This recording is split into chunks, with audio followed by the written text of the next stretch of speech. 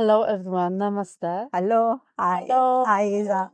Hello, Jada. Hi. So we welcome you from Edinburgh. I am a Nomadic Heart Art Medicine Ishna or Isabella. Many names. We have many names. Of course, Yes. spirit names. Spirit names too. Yeah, And we still develop them as who we are. absolutely. They are part of our story.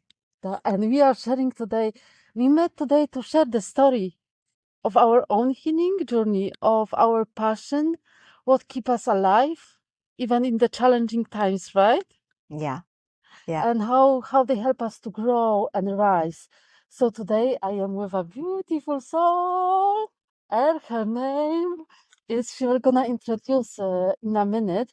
And we haven't got drum instruments, any sound, so we just take a few breaths to arise and in our heart to find this clarity. So hopefully we will be heard.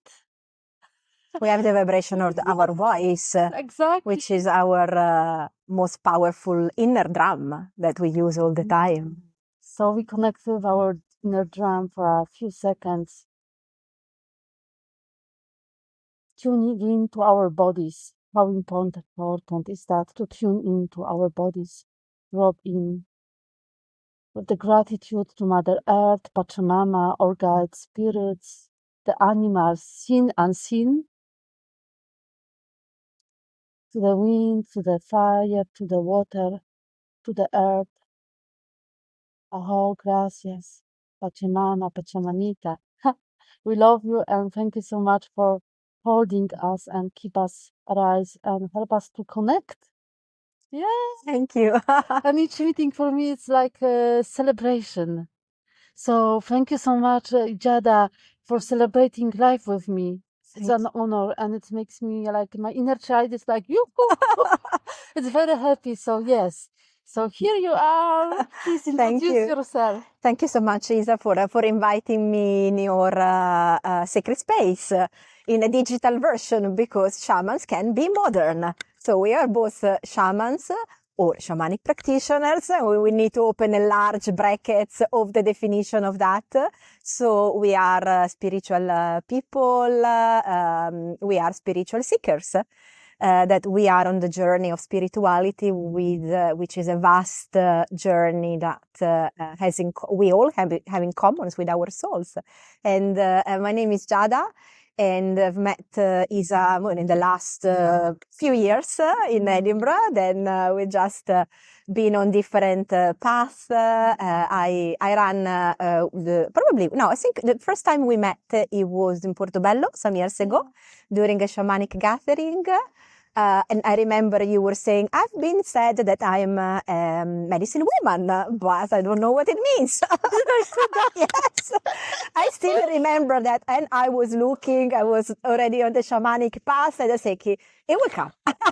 You will discover what it means among all the many. So I ran the Art Spirituality Center, which is a social enterprise based in Edinburgh, where we run a lot of free workshops, classes, and therapies for people, the local community over there. And then, as I said, that we both are on the shamanic path, also School of Shamanism, for which I help people to become healers, to help others, for people that feel the call, in attending trainings, courses, workshops, and also, of course, one-to-one healing sessions. Indeed. So I really admire, because you try to make it as accessible as possible to everyone. And there is in shamanism as well, like in your center, it's not only about shamanism, but also about connection. There is also cafe that people can come. And it's so inspiring because I know that you can say exactly how does it started. Maybe let's start from the beginning, yeah, the dreaming process of learning, because it's like, it's one thing like this center is amazing. It's totally, beautiful place of connection. And there is like as I said, like there are free events and, you try to find the funding to make accessible. Which is a huge amount of work that I have to learn now to do. Exactly. So it's like timeless. Time. Yes. Timeless. It's a lot of time. Aha. So how the dreaming process happened, how it happened that you are now holding this seed and it grow into the center, into place that people can come and receive and share and be. Yeah. Well, thank you for all the beautiful words. I think it happened just start writing the sentence art and spirituality on my vision board in lockdown, where I've created, so we had a lot of free time. So in lockdown, so I've created a massive vision board in which art and spirituality was there at the very end, at the bottom, like the big dream. At some point in life, I will open a center for art and spirituality. And it was the time in which I had my corporate job had finished. So in these basically 6 months that we were at home, I had a lot of time, which I found is amazing to dedicate to myself, to my practice, to practicing 2-3 hours a day, which was a dream. It's really unbelievable to have that time. And I was still nurturing that dream. And then by believing it was possible to happen, then the universe starts sending connections. So I started by non-coincident meeting a person. I ended up to a dinner. I met a person which was running the cafe in a dinner. Then she asked me to run shamanic meditation on a weekend. In her center, which was the one of art and spirituality. She was running the cafe. The space next to her was empty. So I ran that event. On that day, there was the landlord that by non-coincidence there. He was never coming on a weekend. We had a chat, but things were just like on a basic conversation. Then we entered in lockdown. We had a conversation with him, and he was thinking his dream was to have to open a center with other people, with a lot of people involved, so not just belonging to one person. And I say, well, that's my dream too. But of course, we couldn't meet each other because we were in lockdown. And then I just say, okay, leave it with me. I actually have a dream of something that I would love to do. If you leave me the free canvas of doing it, as soon as we are able to come out from the lockdown, things will happen. And this is how it went. And it went super fast because the universe told me actually all the conditions created super quickly. And then all the universe told me, okay, open it in 3 weeks. And then things were extremely quick since then. Of course, then the first year was a journey of trying to see with the pandemic going on how things were going because we couldn't meet in person. And then the following year, I decided to turn it into a social enterprise because that is what I wanted to do. I had to learn exactly what form of social enterprise. So I decided to go for a community interest company. For which basically the profit is reinvested into the community in general, and that's has been the journey that is constantly growing and where we are nowadays with a lot of free activities to offer, which, as you said, it's an ongoing process of learning constantly all the time what to do, how to do it, but that's the beginner's mind. So, like, the first secret is like to believe it. Believe it, absolutely, 100%. It's easy to give up, right? Because there's so many stages and you might be tested. So how you have that fuel that keep you going? Like even you have like this crack. Absolutely. Because you have these energy cracks, but also emotional cracks, yeah? And you feel like, you collapse and you need to keep going. There's a beautiful word actually in the Finnish culture, which is called sisu, which is basically keep going till you are almost dead, which means keep going till the very end. If something seems impossible and you're about to quit 5 minutes before reaching it, the whole journey has been useless. But it's exactly the test. Sometimes it's thinking, I can do it. I've tried and tried. No, you haven't tried enough. Okay. It has that perseverance, that resistance. And I keep seeing people quitting, especially in the center. Lots of people that start new businesses in the spiritual world and then they give up after 2-3 months. But 2-3 months, nothing happens. You need to believe. The more impossible it is, the more successful you're going to be. And we need to reach people to have the awakening process wider and wider. So we need to be the first one to believe that, because that is also raising the energy. And things happen then. And that's very true, Kijada. And how to connect spirituality align with the business, because this is another question before we go to the spiritual aspect, and you can share your journey as a shamanic practitioner, shamans. and because you have so many beautiful your own offerings as you also holding the space for a school, and many beautiful things are happening. So like because many people say like, oh, spirituality cannot be connected to money, yeah, like there's many beliefs and we need to go beyond all of that Absolutely. beliefs, right? Because Absolutely. like doesn't mean if you have business, if you're making money and it's related to spirituality healing, there is something wrong, right? It's an honoring our space time, and we always need to listen ourselves no matter what somebody says. So Absolutely. what is like your experience as a businesswoman, and also like holding Beh, space for many?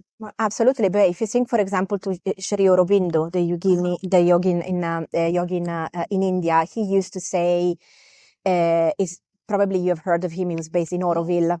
He used to say, we need to give back the power of money to the mother. The mother is the earth. So of course, it was La Mer, the French lady that then was more involved in spreading this. But if we keep disconnecting ourselves from money will always stay in the hands of the Asura. Asura, of course, they are the people that are ruining the world, the people that use the money for the wrong purpose. So we need to take this power back.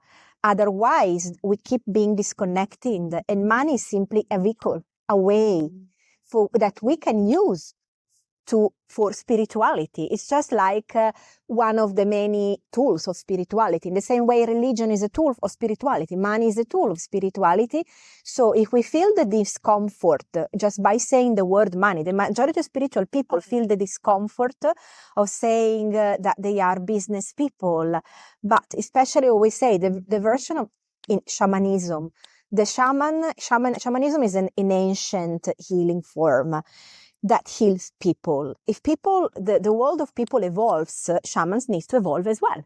So shamans need to be in cities. Shamans need to be where the majority of problems is, not just outside in nature in the remote areas, because then it's more difficult to reach them. And actually, the majority of the challenges is here. So we need to be here as well. And so then what's wrong in having a spiritual business, because the two things can go together, flourish. Nowadays, especially in this culture, I keep hearing these funny words, which is woo-woo. Woo-woo. We are defined like woo-woo. Just basically people don't have consistency.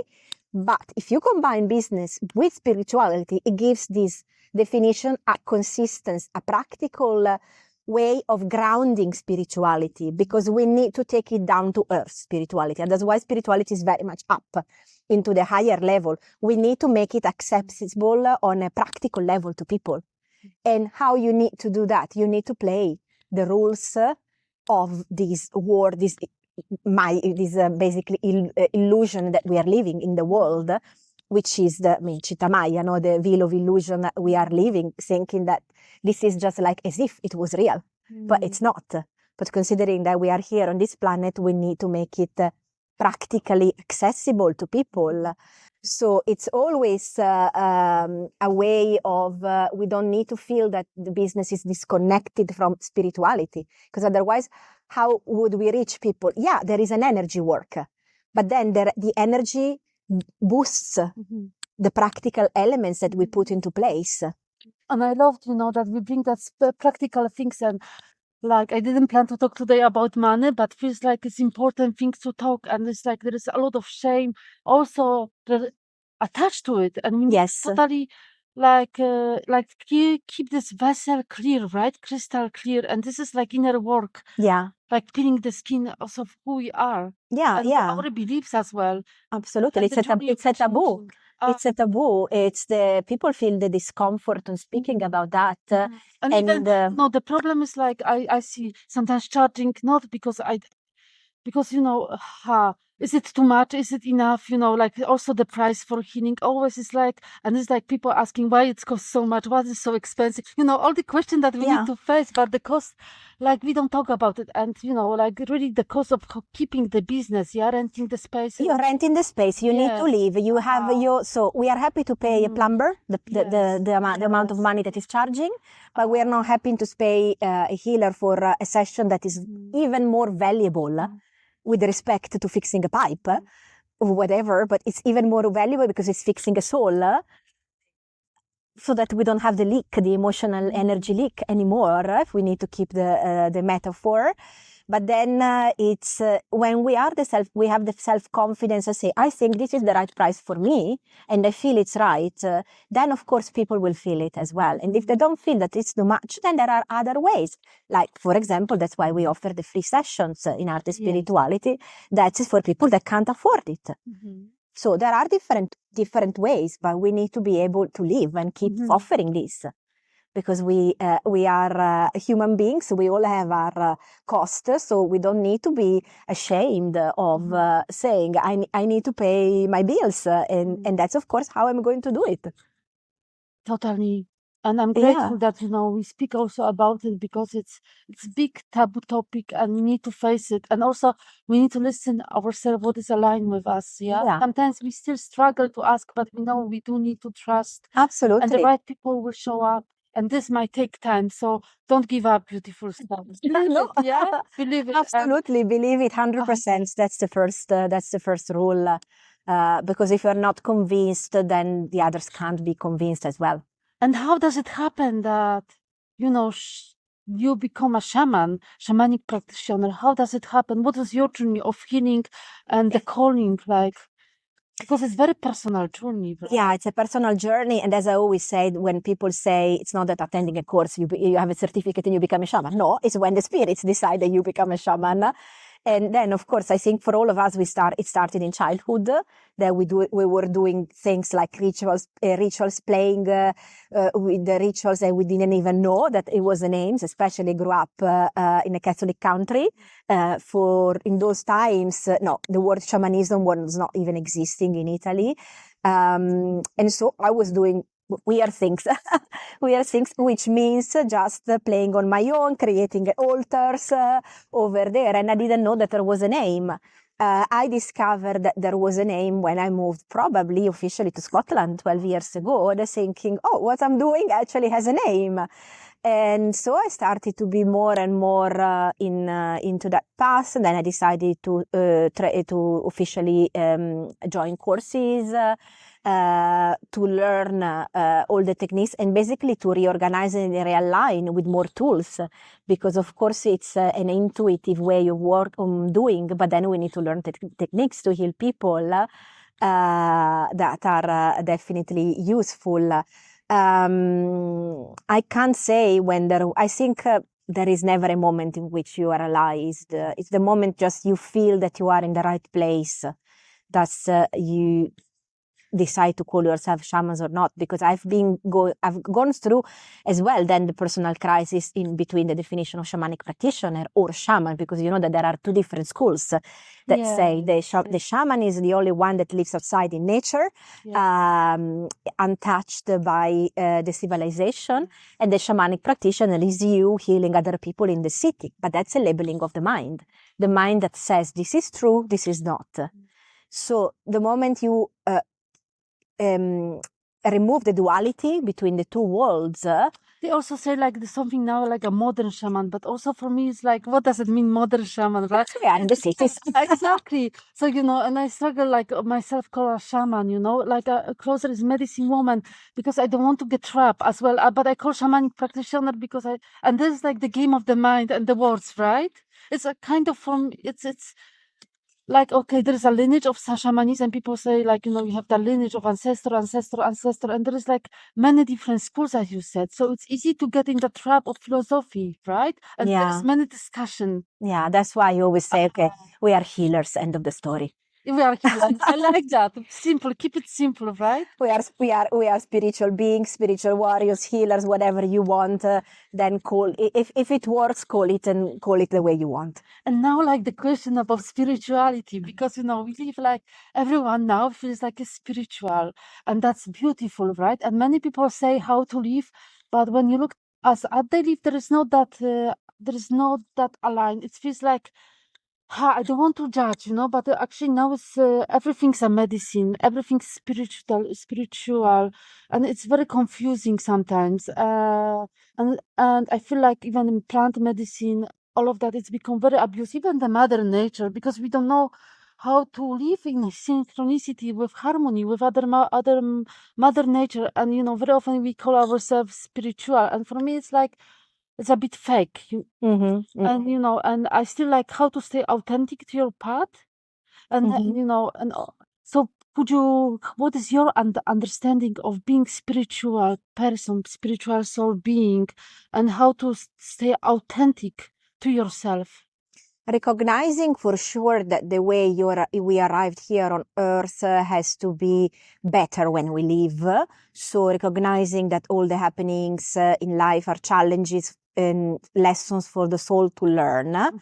So going back to the root to say, of course, I mean, if we need to go and get lost in the definition of spirituality is one thing, but then it means recognizing, then of course people call it mind, body, spirit. There are different definitions.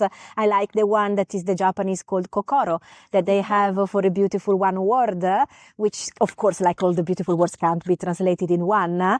It's that connection in which, of course, you feel spirituality has to do, first of all, with helping others. But first we need to heal ourselves. Yes. That's the main things. Admitting that we have all our darkness, our shadows, and there is never a moment in which we are done. We've sorted out all our issues and then we are done and we can go and help others. That is where, for example, some people feel that they cannot teach or share till they are 70s because they feel that they are not ready. And that is, from one side, is the beauty of the humbleness of not feeling ready, of not feeling that you are calling yourself teacher, because it's again another definition, no? To people that call themselves Anam, no name. But then at some point it's limiting because you have learned a little bit. Keep sharing it with others, because we are also learning from each other. Because, for example, I always say the clients that come to me are the best teachers, because I always learn lessons when I have the one-to-one sessions. All the topics that people are coming to me, there is always something I need to learn. And I always say, spirits, got it, fine. Thank you for sending me this person with this challenge. I need to understand that as well. So that's also the beauty of the being interconnected. It's not that we are on, let's say, a pedestal. People that are sharing spirituality with others don't need to feel themselves better or higher at all, because we were in the same positions before. We are still, compared to higher masters, people that really know a lot. We just know a little bit. We always think needs to feel that when we are aligned with our heart, because the heart is the key, and we know that we are doing something good to help others, we keep being on the journey to learn the lessons for the soul. Then spirituality can be expressed in a variety of ways, because that's a personal journey. And what is shamanism? How it's like your connection, like I don't want to call definition, but yeah, what is for you this word shamanism and what that represents? Yeah, it's without like you, magic shamanism. Ooh. Yeah, it's that scary word. Despite of the definitions that I always give in my courses, this is the definition that was the one who sees in the darkness. It's the traveler between the threshold, between the two worlds of the seen and the unseen. I like this one a lot, the word of traveler, because I'm very much always connected with journeys. I've always loved traveling the world, being this concept of moving. So definitely, even if we know that the word shaman originally was psychopomper, so it is the one that was helping people dying, because originally it had this dark shaman, the dark element, which is not what we think nowadays. And then, of course, it became in the communities healer. It was translated as healer, but I still like considering like a traveler between the worlds. That's probably one of my shamanic names, is dancer between the worlds. I like that. It's connecting what we can see and what we can't see and make the changes. Going there where the spirits are, coming back with the solutions, and then help the people in this world to make the transition, and not also feeling that they are two separate worlds. Because, it's like when we are breathing, we are living and dying at the same time. We inhale, we absorb reality. we exhale, we create reality. So death and life are part of the same concept all the time. There is not, there is no split between them. And before I will ask you about your school and what you're sharing and teaching with your beautiful students, I would like to touch that topic because this is the magic of sharing. This death appear, right? And now we're living in time that we are not knowing how to live and we are afraid to die. This is like so crazy. We don't know how to live and we are afraid to die. So Yeah. even if we are living, we are afraid of living, right? We are often afraid of ourselves. Yeah, absolutely. There is so much fear because it's funny because we are recording this during the week, which is between the 5th and 11th of May, which is the demystifying week about death, the word death. And it's always, this word is scary for people. And that's the only certain things in life. At some point, we are going to leave the body. We know that we don't need, of course, to consider that's the end of the game because we are just changing the clothes, we are just changing the skin if you believe in reincarnation. And that is also, of course, giving a hope for life that lots of people say there is one life only, which of course I don't agree, but still, if you say that, leave it at your best conditions, leave it at the best as if you are going really not to come back anymore. And many of us also are afraid to feel it. And we separate dark from lightness and all of that game, you are a good person, you're a bad person. Yeah. And people start believing in it, right? Of something that we are not. And there's so many labels. And then when you're going through that process of unwrapping, and I think that also is part of the shamanist journey, that you are like, have that chance to meet yourself fully, through who you truly are for this moment and time, and it can be very painful. And we still I'm still on my healing journey, and sometimes I have moments, and very often I cry a lot. We all have our moments. We all have our pains and grief that we have to go through. We can't ignore them because otherwise they come back with the interest. Then at some point they explode because we keep sending them down, and it's fine. No, it's not fine. Let's address that. And there's also things that we're supposed to be successful, and you need money because you don't have the job, you don't have the car, you don't owning things means that you are nobody. We live in that structure that is for me very fake, right? That's the matrix. That's the matrix. And how to still truthful to yourself and follow your dream, follow your path. And I feel like also this is part of your teaching as well at school. So I feel there's so many, and it's I feel like that's why the mental health, so many people are struggling. Yeah, nowadays. But also because first of all, the level of resistance is lower. There are so many mental health issues now at a younger age compared to when I'm not asking you how old you are, but you are not 16 for sure. I'm 24. Perfect, so I can say that. Exactly. You are young. When we grew up, there was not this support in general. Nowadays, considering that there is more support, but also I think in younger people, there is a level of giving up earlier, much more than how it used to be before. They arrive to a level in which they think that's enough. No, it's not. But they just let themselves being overwhelmed too soon. Probably when we were growing up, we had to sort out things by ourselves, because there was no support from the society, the family, the system, not because it just was the old times, different times. Also, there was huge, I'm from Poland, so we couldn't speak about it because it was shame. Yeah. Something is there's label. I don't want to go to psychology, psychotherapy because I'm ashamed. Yeah. Something must be wrong with me. Yeah, exactly. And we grew up, we had to learn how to sort out things by ourselves. And that's, I think, created a lot of resistance in us, a lot of perseverance in us, because they say, okay, there is no one helping me, so I need to keep going. I need to go over that and go through that by myself.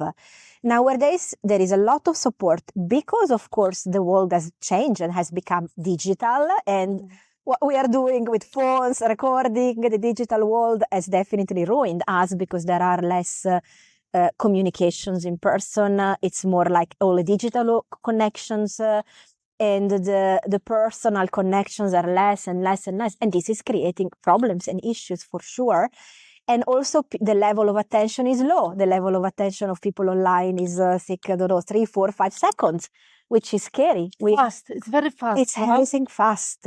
Yeah, it's everything fast. And that's probably why spirituality helps to keep you grounded in a very fast-paced world in general, because it keeps you that connection with the earth, with the planets, and with ourselves as human beings in a world that is all AI at the moment. And there's also like, we can run so fast for some period of the time, right? And after that, why the breakdown, burnout is happening, because we cannot push ourselves more. There is the limits that we can push ourselves, right? Yeah. And also, like, as you yourself, you also take your time to rest, restore, and you go to your retreat, your secret space where you can recharge yourself, right? Because it's natural needs of body. Yeah, of the absolutely. soul. You need to find your own ways. It can be out in nature, can be sleeping. You always need to find, in the Japanese culture, they find those short napping, which is called inemori, which is basically doing 20 minutes of napping throughout the day, because they, in a society where they work a lot. So I definitely find when I'm very busy, inemori helps. Just at some point, I stop whatever I'm doing and go into the bed 20 minutes, and even if you're not sleeping, but you are detaching yourself for a while and recharging and taking a breath. But often when we are resting, we feel guilty, my love. It's also attached to it. I should be doing something. It's like, no, I always say I deserve it. I deserve it. So let's deserve for the rest, beautiful. We all deserve it, for rest without feeling guilty. Yeah. Of course, absolutely, because we are the worst judgmental people with ourselves. We are. Yeah, no one will ever come there and judge and say, oh, you shouldn't do that. Yeah, prove me I'm wrong. Yeah. And now we are going to the juicy, we are going deeper, like in a cake. So what is your journey with the school, with your teaching? And what are you teaching? In Shamanism. Yeah, it started before it was called Invisible Games. And then I decided to rebrand it, I think it was last year or the previous year, I don't remember anymore, because the first time I really loved, I found this name, Kame, which is a Gaelic word that means circle, because basically my own life I've done a circle with my finger around my body, or with the incense, to protect myself and create my sacred space when I was going out in the morning. Then I discovered that there was a word for this, which I found Gaelic Kame, and I liked it. And so I kept invisible canes for a while, but then I felt that the baby had to grow and develop in a different way. So among all the offers, before it was meditation, creativity, shamanism was dipping in and out of the offer. And then at some point, the spirits were just saying to me, can you add a little bit of more shamanic work in what you are doing? And then more and more and more, it became shamanism only. So I felt it was just a natural flow, guided by when the spirit felt that it was the right time to include more and more. Also because I had to accept the word first. Yes. And say, pacify the relationship between the definition of shamanism and myself first. Because it can be complex. Yeah. When you define yourself in one path, and then you need to find the courage to honor that path only. And also, I found that then I had to make a choice in terms of the offer. So that's why then I decided to embark on the teacher training, because I said, we need more healers in the world. We need more people to heal others on a substantial basis, so that then people, because it will be, if we have this dream that they had said to us 2032, when there is going to be the big awakening, and we're a little bit behind, or of course, like everything, there is an alignment in the divine times. We need more people that have to do this work. So that's why I felt that there was a lot of need of this work. And so I started to prepare structure to create an year course that then I decided to merge what I had learned from different traditions, I decided, of course, shamanism, it's always difficult to say where a ceremony is coming, where a ritual is coming, because it's an oral tradition. There is not that much written. But then officially, if I need to define which traditions I'm sharing are the Japanese one and the Toltec one as the main one. Then, of course, all the rituals come from different places in general. So I decided to create the 1-year shamanic practitioner course for people to attend during the weekend, 1 weekend per month, because I felt that was why my preference with people, of course, working. And then also it would have been a journey throughout the year. It's quite an intense journey. So some of my students decided it was quite a substantial program, because there is a lot in the program. And then also we're going through our inner own healing that is happening. That is on top of it, the cherry on the top, right? And a lot of processes are happening. So it's massive journey through this 1 year. It feels like upload. It's like, yeah, it's a lot. It's a lot, because the more you dig, the more then there are things coming out. And before being able to heal others, you need to face your own, at least the main things, the main topics that you're going through at the moment. And do you feel like everyone has that potential to share the healing and become a healer? Absolutely, in different forms, absolutely, because we can do healing also in a very simple way. We speak to a neighbor. It's the so-called peer support. We speak to a neighbor who has a difficulty and we share some advices. So our words are healing the neighbor. And doesn't need to be only shamans, right? Absolutely not. Any form, even no definition. You have your little wisdom, because it's intuition. Maybe you didn't attend any courses, but you were learning some things from your grandparents, for example, and you still help others. It's just basically being there when someone is asking for help. So shamanism is just one of the ways to use. You can find lots of people nowadays, for example, is more popular Reiki. People have started to accept Reiki. Is also included in the NHS some point. Shamanism will come as well. It's just like watch the space. It will come. And one of the tools of there are many tools of shamanism. So could you share with us what are known for you, the tools of shamanism? Because it can be art, right? Yeah, absolutely. That's absolutely healing. The healing properties of art. I mean, you are an artist, so it's again also the definition of artist is another one that is always struggling, because artists feel themselves a separate category. So they don't say I'm an artist, and everyone is creative in different ways. Even if drawing a circle it means being creative, so it's not a definition. That's why I decided to put together art and spirituality, because they have all both of them. I'm not good in drawing at all. And then I say, if I decided to start a business as a called art and spirituality, I'm not good in drawing or painting at all, you can do it. It's exactly the same. So what are the tools of shaman? Well, it's for sure creativity, because if we consider the Toltec tradition, the word shamans in the Toltec tradition means artist, which is using the creativity, like making the objects, making the medicine bags, making the tools from nature, from wood. We are adding our creativity into that. So it's for sure using these elements. Then, of course, other tools can be using the feathers, using the stones, elements from nature that we are using to heal other people, using the tools of words, because as again, we can heal with the vibrations of mantra, with the vibrations of the powerful, also, I mean, in general, mantras, the majority of the time, they're Sanskrit.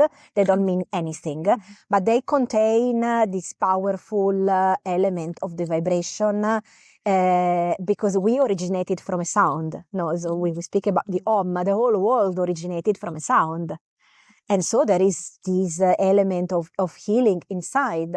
Then, of course, there are different tools and techniques that we can use with all of us when we find our personal ones. Some people like using crystals because, of course, they are tools that they use for shamanic purposes in that. Some people use, like, I don't know, in the Australian traditions, they use sticks, wooden sticks, and it's vibrations. The vibrations as like the drums, the rattles that we don't have with us today. But of course, it's one of the many ways. The breath is a tool, is a tool that we can use to reach the altered state of consciousness. The tapping is another tool that we can use to reach an altered state of consciousness. Shamanic yoga as well, practicing yoga with a different aspect of, instead of just going into the mat, but entering into an imaginary forest, into an imaginary world. So we are, because there are two different ways, because one is the expanded state of consciousness, the other one is the altered state of consciousness, in which we can dig inside and out, in and out, but the whole experience is different because we are on a deeper level. And also like, because also I know that many shamanic practitioners or shamans also struggle with that they feel like healing myself is not enough, right? It's like, I heard that, I would love to heal other people and it's not happening, and it's also like our self-worth is like getting smaller. And I would like to what do you think about it? Because as I see, like there is if you are a teacher, doesn't mean that if you are healing yourself, it's not valued. It's so massive work, right? When you're doing that healing on yourself, and when you have that courage to do it on yourself, actually, and you're going to that process, and it doesn't mean that you need to be a teacher, right? The self-healing is an ongoing process. Being a teacher is a call, like any call that you have when you reach your soul mission. And how does it call appear? It's called Ikigai, and the Ikigai is coming to you. So you're not going to search for the Ikigai one day, but you need to ask the Ikigai to come to you. Otherwise, it doesn't come, because it's basically your Ikigai? Ikigai is a beautiful Japanese word that comes from these two words, which are iki and then gai. So gai originally was in the Japanese kai, which meant shell, and shells were something precious. That has to do with iki. Iki has been translated with life, but it's more that subtle element of elegance, beauty, imperfections, connected with your purpose. Then people have translated that with life purpose. Originally comes from the journey of Dan Buettner, who went around the world to find the places where people basically were living in the best conditions in their life, and what was their secret. The places in which he analyzed and found the 5 blue zones. Basically, he was going around the world with other people with a map, and he had a blue pen. So on the map, he highlighted the place that he found, which were in Japan, Okinawa, in Italy, Sardinia, then it was Costa Rica, then it was California, and then I always miss the last one.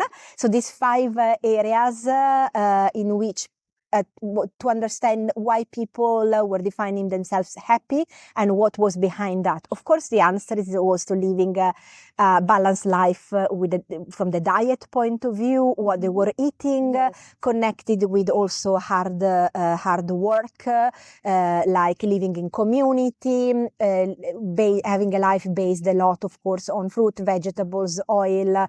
Of course, in Japan is more connected with soy, but also living with others. And then, of course, it was in Japan the word Ikigai came out. But then, of course, the whole concept has been taken over from different perspective, and it's the Ikigai is what you have come here to do in life, which has to do with helping others. It's basically, some people have summarized Ikigai like your job, but it's more than that. So you believe that each of us came to here to support each other? Yeah, we need to support each other because we all have skills and gifts that we use at service for others. Because maybe you are good at something, so why keep it for yourself? maybe that something can help other people. And then it's a triggering. That's why people give up, because they're coming with the gifts, right? And it's very often it's not happening, right? Because we put a lot of, oh, you have a little spider here. Hello. Yes, that's creativity. Yeah, that's, you see, yeah. Yeah. Yeah, it's like, and then we doubt, because we put a lot, it's time. And, of course, it's great if it's supporting you, because it's when we give too much, it's very easy to burn out, right? So it's like, I think like this is like, for me, it triggered me, and I believe some possibly could trigger other people, how to keep that space vessel alive, and how to not to give up, like, because you give all your love, like, when we hold the space, there is no feels like there is no limits, right? Yeah, I mean, we know that the love is endless. We need, of course, to be mindful for our boundaries, because then, of course, it's. I mean, the true spiritual people, that they're never tired. I mean, if I think of among my teachers, I don't know, I'm thinking of a couple of Rinpoches of, that was the spider, in my Buddhist path, always, and never tired of going around and helping people and speaking with people, because it's just like an energy that is recharging by themselves. But we have a human body, so we need to be aware of the borders for when we feel that, of course, that's the limit for us. And it's okay to say no and just coming back later, just making the time for ourselves, of course. And as I say, knowing that we have been given a time, which is, of course, limited to the years that we are here, but then the journey continues. It would be nice to remember next incarnation what we have done, but sometimes we have to restart from scratch. If we go into reincarnation, so you have some like practices with Buddhists, like you following some lineage, you connected to one lineage of Buddhism?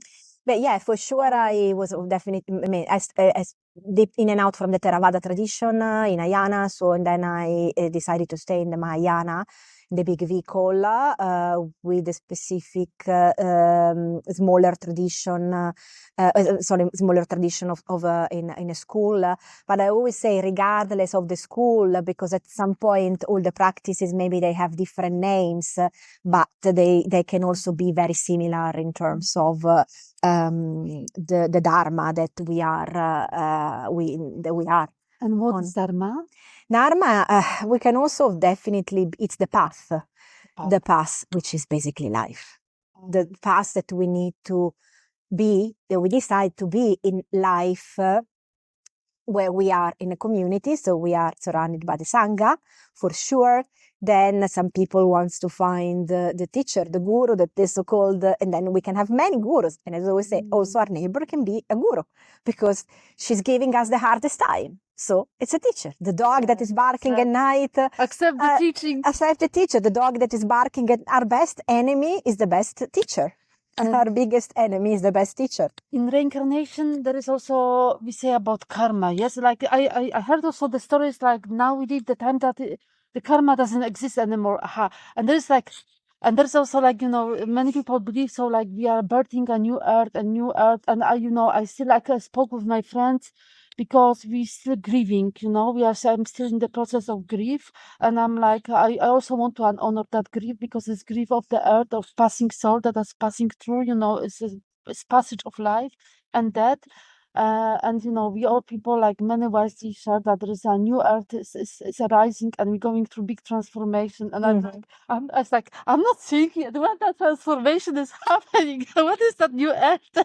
So what is your point of view in that, karmic? Well, at first maybe we cannot touch the karma, and then we can speak just briefly about the concept of new earth and what that new earth is. Well, we can speak about that when we have passed through it. Yeah. We know, that was what they meant. Yeah. Well, first of all, of course, we need to say that karma in Sanskrit means action. So the action starts from the thought, which is scary. When we start thinking something, I mean, there is an action to be complete has to pass 5 stages. Start from the thought, and then the last element is when we are rejoicing about something that we have done. So then when the action is complete, then is where the karma process is starting, for which there are causes and consequences of an ongoing process of results that come into place. Not all the conditions become ripe in one lifetime, because they can come, if they they become ripe in one lifetime, it means we are lucky, because we're not getting them with the interest in the next incarnations. And normally the first ones that are the heaviest ones are those that are like the killing, stealing. Of course, the heavy karma, of course, have the priorities in the reincarnations process in general. But it's an ongoing element of interdependence, because of course, in order for some actions to become mature, ripe, and then having the consequences, which is, again, every action is the cause and the conditions of our past, present, and future. Because for us to be here today, it means we have created actions in the past that has allowed us to be here today. Our being here today is creating conditions of our future. That's why they say you need to be in the present time, because in the present is the key of the future elements, because we are creating the conditions for the past. Being, of course, mindful about what we are thinking, which is we think a lot, and we are also quite boring beings, because we repeat 90% of our thoughts are the same. We are quite boring, and those thoughts create karma, which is a lot. A lot. So our mind. So have you realized how many times are you thinking the same thing in a day? All the time. And when we say that to someone, the other person is saying, "You've already said that." You've already said, yeah, but I'm repeating it. I want you to be aware of that for the time number 10th. And I keep realizing that I'm really repetitive the time. And I keep, it's a loop of the mind. Because it's not easy to keep our mind empty. Still and in, yeah. It's like what does it mean? And this is I'm not doing anything. I meant to do something, like that stillness, right? And I feel like that stillness brings us to healing, and we can, like 20 minutes nap. This is that actually that stillness can happen, right? Yeah, but you consider that the first 5 minutes you're still thinking about what you were doing. Exactly. So they become 15. If you are able, then if you're lucky to relax. Otherwise, you're there lying down thinking again in the loop of what you need to do next. Sometimes I wish that, there will be some pill or something I can, like, I don't know, touch my body and just totally switch off and switch on, come back and go back. Yeah. Yeah, and refreshed all the time. Yeah, absolutely. Yeah, with all the actions, we are generating a force, like a strength, an energy, because when we start an action, it's connecting and jumping with the other one. That is like a ripple effect. So they are all connected to each other. That's why it's, when they say, but it's just me, I have nothing to do with it, with the other people, but we are all connected. And what is like fascinating, I know the time is like, I have so many questions and so many things, like, and even we touch very briefly like shamanism, and I will gonna end it up with two different two questions. But before that, like, also we live with the superficial intelligence, right? And like, and this is very interesting part for me, like, and I still like questioning what it is, because like I, even for us to make time and space to meet is commitment. It takes, we come from different places, we make time to meet, and it's also just like celebration, special, like when you make that commitment and time, and it's when it's happening in person, when it's possible, right? And now I cannot imagine sitting from something that is not like. You speak about virtual reality?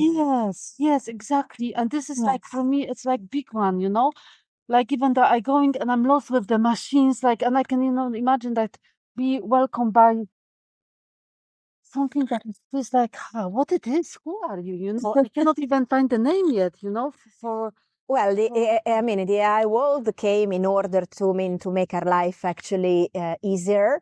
Then, of course, to save time, because it's all about time, resources, money at the end, and in some industries to substitute the human element. which we know it can't be substituted because it's not the same. So it's not, we can't be against them because it's just like our ancestors, that they were suspicious when the first television arrived or the first phone arrived.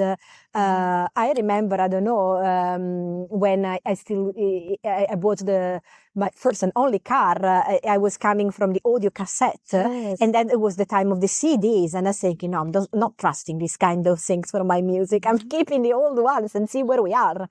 So we need, of course, to be pro progress in general, because that's how we are evolving, still keeping the connection with our authenticity, and still keeping the element of the human journey alive, not thinking that the artificial intelligence can substitute men in general, in total. Of course, it has to be at service of human beings, like where the mind is limited, and then of course it can help, for example, in medicine. In science, I would definitely consider that help valid if it can sort out what we can't, but it has to be directed by us. Yeah. So this is very clear. Always in service. I think it's always in service. It's making our life better, no, in terms of it doesn't have to substitute us. And also when we are afraid of something, we also give the power away, right? It's always like we need to watch what is going on, but not to give our power away. No, so there's nothing to be fearful about. It's just like be aware. Yeah. Be aware. Yeah, of course. And because I know we're going to the end, so I would like to finish with one thing. So again, who is the shaman? Let's go back to the root. Who is the shaman? It's probably we could close our eyes and see the first word that comes to us without us defining them for you. Because we have already shared that is a healer. It can be energy, right? Yeah, I mean, it's whatever you feel that is the right definition for your heart. So we invite you just in that moment to close your eyes, connect with your breath, and find that answer for yourself. Yeah. That's a beautiful, I love that invitation. We know that the answer is always in the moment we recognize that the intuitions, because also when you go on a shamanic journey, do you know what the spirits always say? You know the answer. Yeah. And you're thinking, okay. I know. Can you help me a little bit? Can you give me some clues? But then it's where we go around and we find the signs and the omens to convalidate the answer. Yes. The other things is like what is your connection with the medicine woman, medicine man, and what does it mean for you? How you will describe a medicine woman, and what is your medicine for your soul, mind, and body? Well, you have started these channels, so you have to say your definition of medicine woman first. This is like what Cory taught to me, I do constantly every day asking myself, and I still like developing. Yeah. And I love to ask, what people, how as a shamanist, for me, when I hear the medicine woman, I always feel like little spark, around my skin, and its vibration is energy. And then it's like the words, yes? Yeah, exactly. It's sharing our energy, our joie de vivre with, and our little things that we know, because words are medicine. As well, as I say, our presence is a medicine. So what is the medicine for you? That I find in people or that I share, because medicine is basically, if we need to go back, something that you take in order to have an effect on something. It can be a medicine if you have a pain, the medicine is fixing that, sorting out, healing. again. So it's something that is taking the place of another thing in general. So anything can be a medicine in our life. It depends what you decide to be, because lots of people, I don't know, think that social media are the medicine to their loneliness, to their inability to communicate. It depends what you decide that the word medicine is. Is that something that you think is giving relief, temporary or not, to what is your main area of concern? So anything can be a medicine. Meeting friends can be a medicine. It's the value that you give to the word medicine and what is doing for you. What are you asking the medicine to do? It's not necessarily is a substance, a prescription, a pill, or a physical element. And for that time being now, what is the most powerful for you, that it helps you to stay grounded, focused, and... You've got the spider as well. Yeah, because we are very creative souls, right? It's like the sign of Mother, Mama, Pachamama. Yeah, it's on your face now. But it's not danger, so it's okay. I'm not afraid of big one. Yes. The big ones, yes, especially those are in Africa. Yeah. Yes. So, like, for this moment, for this time, do you have something that supports you? Definitely. It's definitely, as I always say, the best healer is nature. Because that's the things that keeps you grounded and in connection with the breath, which is taking that moment to be in contact with taking an extra breath. Definitely, when you go out in nature, it sorts out everything better than every practitioner that you go through. You don't need necessarily to speak and explain. You just go to a tree, lying down on the grass, and it does the medicine. It does the work in general. So it's definitely one of the main aspects of groundedness is that one. Beautiful. Yes, for me too. Of course. Yes, of course. And before we close the space, like, my love, because you hold so much wisdom and knowledge. Is there anything would like to share so we can close? Any last words, energy that you would like to close it with? Probably we can close with the same way we started, and keep believing in your dreams. Don't give up with your dreams because they are too big, or they say it would be nice, it's too much. No, everything is possible, and we need to believe in that to really to change the world instead of just fit into the dreams of someone else. And sometimes it's very tiny seeds and you don't know what it is, right? So I'm like really precious of everyone who say yes, and I send like so much gratitude and blessings, because this was my tiny dream that, I planted, and as I was a child, I was imagining myself with the microphone. I didn't have microphone yet, Yes. but it's not really about me. I feel it like, the healing power of storytelling and how we can support each other, share our gifts, and everyone can do it. It's not like I'm better than you. There is no, it's just like we are all unique and beautiful souls. So I'm like deeply grateful for that reminder and time. Absolutely. And bringing the message, and we all, is cheap, very precious time that stories are medicine. We need to share. There's no other way. I think it's absolutely. It's like push us more whatever energy. Like, come on, you need to share it. Share, speak about uncomfortable topics, as I always say. Yeah, they all juicy. Take them. Don't be afraid of of these uncomfortable conversations, and also speak about your dreams. Then, of course, there are the two schools that says keep your dreams secret, because if you open them to the universe, then the energy will be dispersed. It depends what you want to believe, but if, of course, you keep feeding them, then they become bigger and then, of course, when you take them and you believe, then the conditions are ripe, and they arrive to you, then they will happen. They will happen. You can't give up before even starting, or say, yeah, I've tried and it didn't work. How much did you try? That's very true. So it's like, don't give up, because in No, the end you never, give up on never, yourself, never, right? never, It never. feels like Yes. our dream is like, this is who we are. For me, I can only speak of myself, and very often I can see I almost give up on myself, and the universe like knocking to the door. Come on, Yeah. strike me out, wake up. You Yeah. need to do it. You need to do it. Absolutely, absolutely. I had physically a spirit when I was ignoring the element of taking more shamanism into my life. At some point, one of my actually current allies and guides started knocking physically at the wall. And our first time I ignored it. I say, "Okay, who is there? It's fine." Then I was ignoring it, her.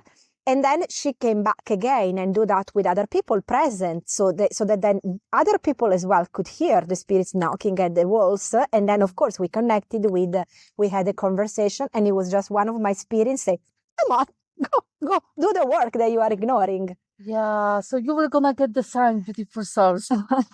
Knocking to the door, knocking to your heart, to your soul, to your mind. Yeah. There's no way to Yeah. escape. No, absolutely. Absolutely. Yeah. When the spirits want us to do the work, you have to do it. And You my can't love, ignore it. how people can find Wonderful. you? How people Yes. can find you?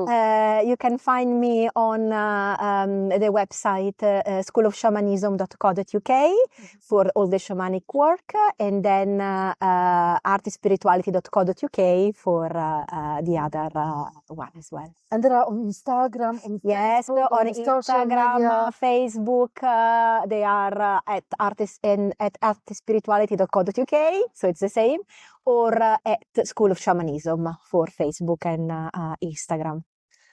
I'm so grateful. Nomadic family is very grateful to you Thank for your you. sharing. Thank you so much for inviting me. It was really, really beautiful. Yeah, and I was like, I can see that we could touch into maybe there will be more sharing, hopefully in the future, that we could tap more deeply into Yes, you can come as a guest. Exactly, so we can repeat the conversation. No, but you know, there is like always so many topics to talk about. right? But you know, I think that also the good way is also to, if you're interested into shamanism, you know, go deeper, find the teaching. There is a lot of things available online. Yes, as well. absolutely. It's There's so much connected to life, so much. It can be very practical way of connecting. it has to be practical. Need to be practical, right? Exactly, because we have a human body, so we need to be doing practical works. And then shamanism is always hands-on. It's always hands-on. And always it's coming back to our bodies. I think this is the beautiful thing. Yeah. Help us to root, and it's coming with us, with ourselves and the earth and Pachamama.